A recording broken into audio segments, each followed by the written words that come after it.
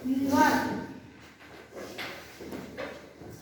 नाम से ही समझ में आ रहा होगा टीम वर्क क्या है, एक टीम में काम करना। इसकी जरूरत क्यों पड़ती है, टीम बनाने की जरूरत क्यों पड़ती है, टीम बनाने की जरूरत इसलिए पड़ती है ताकि काम बेहतर हो, अच्छा हो और जल्दी हो सके। क्लियर है।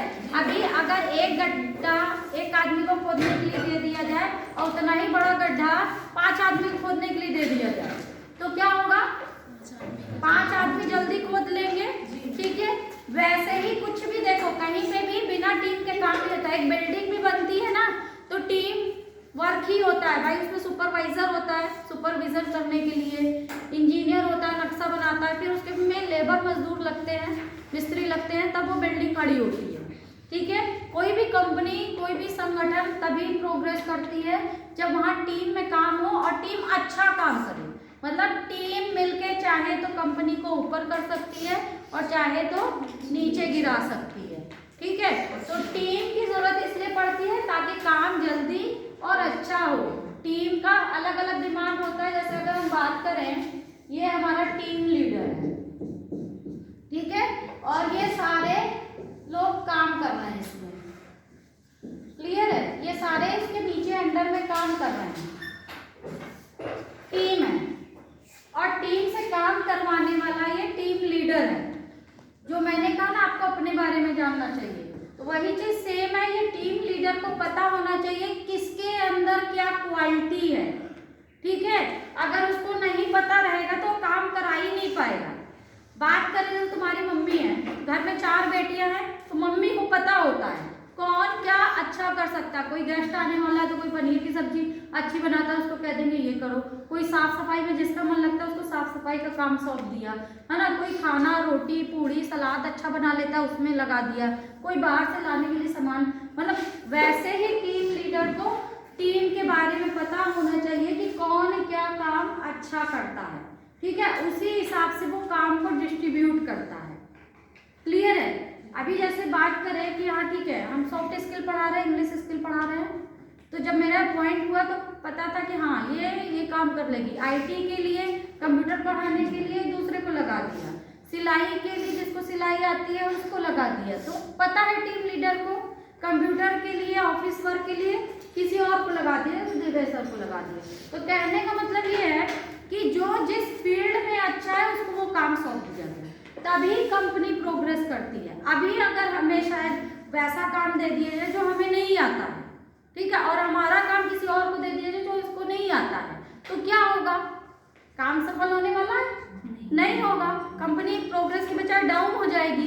तो कहने का मतलब ये है कि जिसके अंदर जो क्वालिटी है उस हिसाब से काम उसको दिया जाना चाहिए, तभी टीम वर्क अच्छा होता है। पहली तो एक टीम में काम करना, ठीक है, और टीम में अगर कोई एकाध व्यक्ति काम नहीं करता है, आलसी टाइप का है या कमजोर है, तो टीम मिल के उसको संभाल लेती है।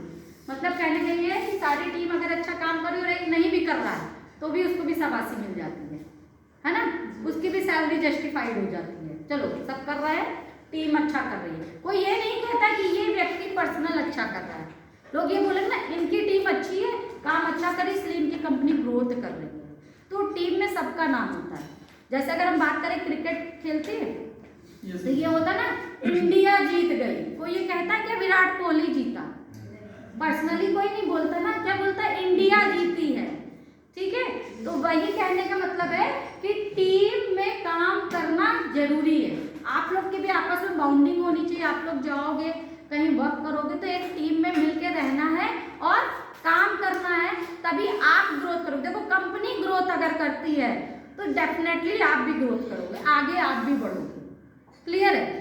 कंपनी नहीं ग्रोथ करेगी तो आप क्या करोगे, उतने पे ही रहोगे या तो निकाल दिए जाओगे। तो हर किसी को टीम में क्या होता है ना, हर किसी को अपनी जिम्मेदारी समझनी है। ठीक है, जैसे अभी मैंने 20 सेकेंड को काम दिया था जिसमें 2-4 को छोड़ के कोई कर ही नहीं रहा था, ये बहुत ही गलत बात है। ठीक है, टीम में काम करने का मतलब ये है कि सब लोग अपनी अपनी जिम्मेदारी समझो और अपना अपना कंट्रीब्यूशन दो। ठीक है, अपनी अपनी जिम्मेदारी समझ के काम करोगे तभी प्रोग्रेस करोगे। ये तो फैक्ट है कि अगर कंपनी ग्रोथ कर रही है तो टीम भी ग्रोथ करेगी, आगे बढ़ेगी। लेकिन कंपनी भी देखती है, ये भी है जो सुपरवाइजर है बेवकूफ नहीं है, ये देख रहा है कि कौन बढ़िया काम कर रहा है और कौन बढ़िया काम नहीं कर रहा है। डांट से जरूर बच जाएगा, लेकिन जब प्रमोशन की बारी आएगी तो इसको प्रमोट नहीं करेगा, जो काम कर रहा है उसको प्रमोट करेगा। नाम उसी का होता है जो काम करता है, अपनी जिम्मेदारी को समझता है। क्लियर है? समझ में आ रहा है कि नहीं आ रहा है?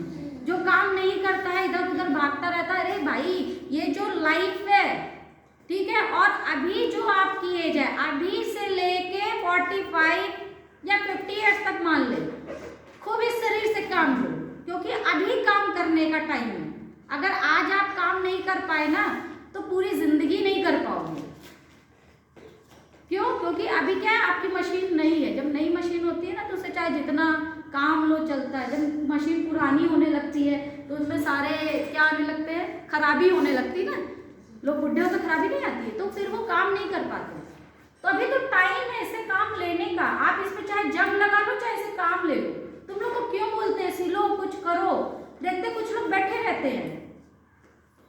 अरे ठंडी, आप जितना ठंड को सोचोगे उतनी ठंड लगेगी, जितना गर्मी को सोचोगे उतनी गर्मी लगेगी। काम में मन लगा रहेगा तो कुछ नहीं होगा। बैठे रहते हो सब, कहीं गाना सुनते हो। ये मोबाइल आपको अच्छी चीजें भी देता है, बुरी चीजें भी देता है, ये जान लेना। मोबाइल से आप आगे भी बढ़ सकते हो और मोबाइल से अपना करियर भी चौपट कर सकते हो। समझ में आ रहा है कि नहीं? लोग रील बना के पैसा कमा रहे हैं, आप रील देख के क्या कर रहे हो? अपना जीवन बर्बाद कर रहे हो। जो अच्छी चीजें हैं देखो, जैसे तुम लोगों को कटिंग या कुछ भी नहीं आता, मैं कहती हूँ मोबाइल से देखो, सीखो, करो, ठीक है? हुनर को और बढ़ाना है, ना कि उतने में रहना है। ये टीम वर्क क्लियर हुआ? टीम के कुछ अपने फायदे भी हैं और नुकसान भी है, ठीक है? फायदे तो ये है कि आप टीम में अच्छा काम कर रहे हो तो आप ग्रोथ कर रहे हो, पूरी टीम ग्रोथ कर रही है, सब लोग मिलके काम कर रहे हो, जल्दी हो रहा है और अच्छा हो रहा है, ठीक है? टीम अलग अलग मेंबर के हिसाब से काम मिल जाता है, ठीक है? कौन क्या बेहतर करता है। अब इसके दुष्परिणाम क्या होते हैं पता है? बैरियर्स भी है ना। इसमें क्या होता है, सबसे बड़ी चीज क्या है, रुकावट होती है, टीम में सहमति नहीं होती है ना।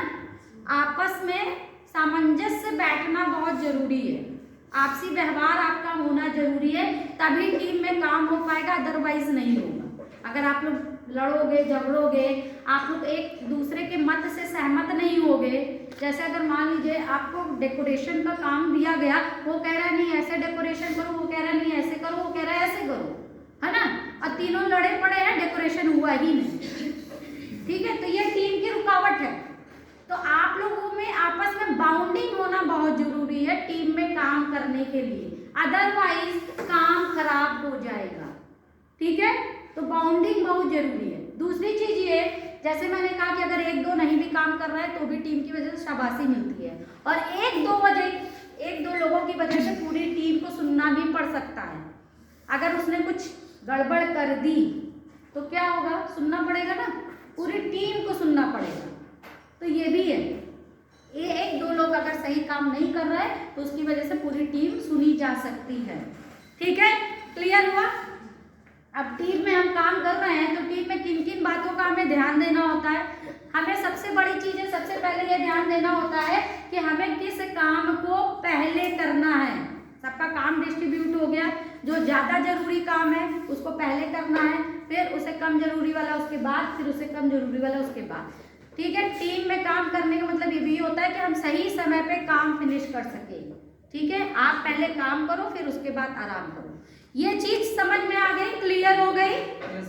कुछ पूछना है इसमें टीम वर्क में? हाँ,